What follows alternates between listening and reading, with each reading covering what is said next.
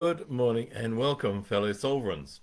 And firstly, a perhaps apology. Um, so my story yesterday, Evie didn't quite understand whether Kevin had gone back to Marie or gone back to his old girlfriend. So if I didn't explain that properly, maybe I need to tell the story again. Let me know. And the other thing, I just heard a wee joke. So this Jewish chap, young man, really wanted to know. Was the sun more important than the moon? So he went on to his rabbi and asked him, which is the most important, the sun or the moon? And the rabbi said, oh, my son, of course it's the moon, because at night it's dark and we need the light to shine. So that's very, very helpful. However, the sun, I mean, it's already light during the day, so we don't need the sun. That's the joke. However, it does remind us that we need both. We need both the moon and the sun. And I quite like the Maori word for the moon.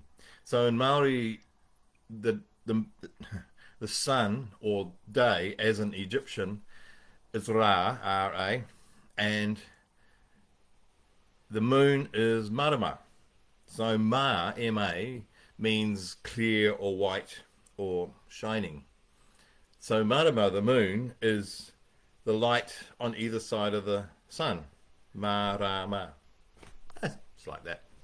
So I think we need to remind us that we're actually here for a purpose. And I have this very, very strange theory. Not many people hold it. The theory is that we're all needed, that we're not born here for nothing. And so some people obviously are very famous, I don't know, musicians and actors and politicians and business people and whatever, activists and all that. And there's people that need to fit that niche. And there's other neat people that need to fit the other niches. So every film star, every pop, what do you call it, idol, needs backup singers, needs sound technicians, needs organizers and managers and roadies and people to carry the stuff. And so everyone's needed. And I'm reminded at the moment with this horrendous situation in Napier that everybody's can play a part. So at the moment they've run out of body bags, they've run out of morgues, so they're now sending bodies off in sheets and sacks to other centres like Palmerston North and that. It's yeah, the news is getting out. It's being withheld, but it's slowly people are realising. And to help, there's a whole lot of people have stepped in. So, for example, the an ex-mayor of Tauranga, who's a businessman, he's rallied his financial and organising resources, and he's organising trucks, or had been organising trucks every day to go down over to the Napier area. The Tauranga Aero Club, all these volunteers are flying the aeroplanes with supplies in there. And I think, as far as I know, the trucks and the aeroplanes are coordinating. So the trucks are taking goods as far as they can. The aeroplanes are taking them into places where the roads have disappeared. And so anyone can go and buy some groceries and take them down to the Aero Club, and they will be sent to the people over in the Hawke's Bay, where the horrendous stuff's going on. And then I noticed there's another group of people that are, if you like, collecting up cats, washing them and feeding them, and putting photos of them on the social media so that the people can find their cats again. And so, yeah, we need medics, we need food, we need connections. Kerry Woodham, for example, she's a radio host. She's been allowing the information to get out there.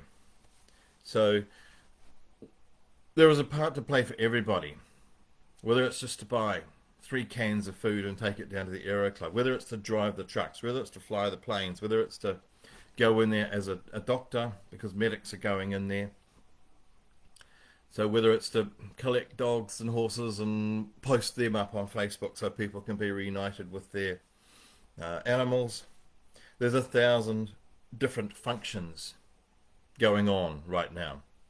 And people are just rallying and doing all sorts of things. And people who can't physically do anything are praying. and other people are sending the information around. And that mad weatherman, Robert Douche, who has been incredibly accurate, he predicted that, what are we today?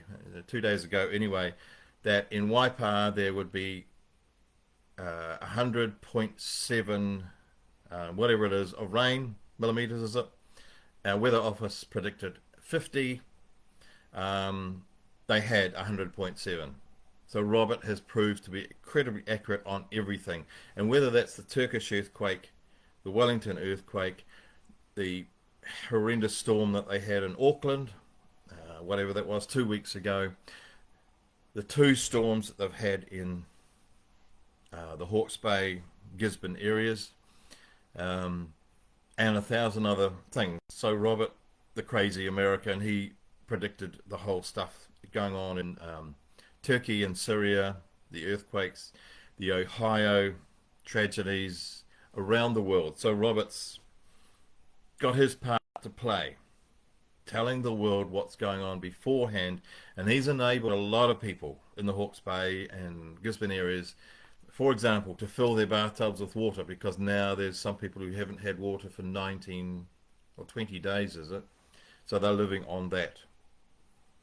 So there's a lot of people chipping in their own way. You may not be able to drive a truck or fly an aeroplane, you may not be a doctor, you may not be a businessman with the resources to marshal other things like money and things, but there is something that each one of us can do. And praying, who knows how, maybe it's more effective, we don't know, but if you can do it, we can do it. And that's in any part of the world. It's not the only trouble spot, I know that. It's just that it's closer to me than any other. And so whether that's in Turkey, and there was that boy that was in Turkey who was taken out, young boy, under the rubble. He was there for 21 days, I think. And somebody said to him, "How did you survive?" And his answer was, because he must have gone unconscious many times, the answer was that every time he woke up, there was a shining man there giving him food. I don't know quite how that works, but there are many, many ways of providing help. And so it's just an example of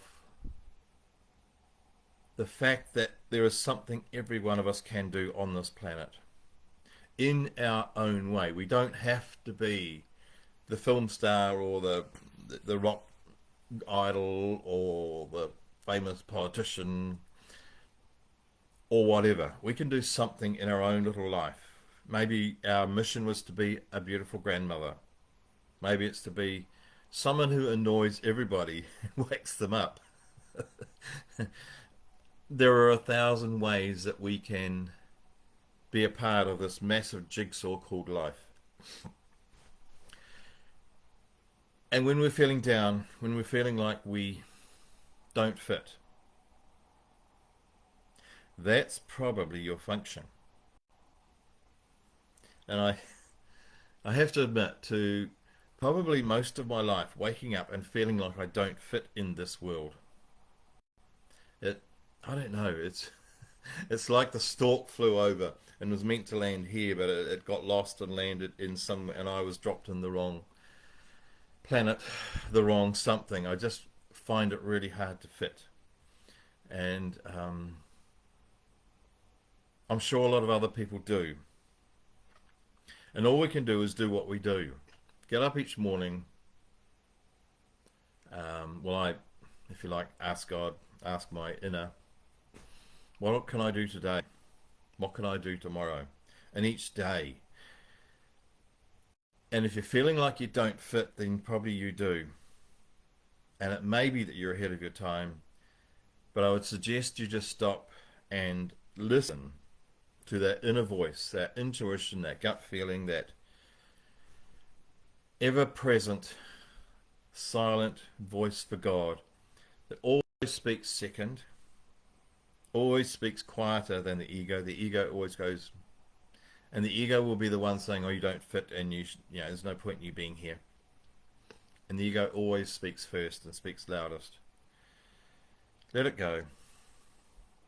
No, no, no, no, no, thank you. Now I'll listen to the quiet one. There will be something you can do. If you're feeling really lost, if you're feeling like you don't fit, not everybody else is out there doing stuff. And social media is probably the worst thing. But of course, particularly women's magazines are telling women, particularly young women, what they should look like and what they should do and how they should act and how they should talk. And there's equal pressures for men as well. But if you don't fit any of that, then probably you have maybe a higher purpose. Although I don't think anyone has a higher purpose. We're all equal. But a higher purpose than what you think you have. So just stop and listen.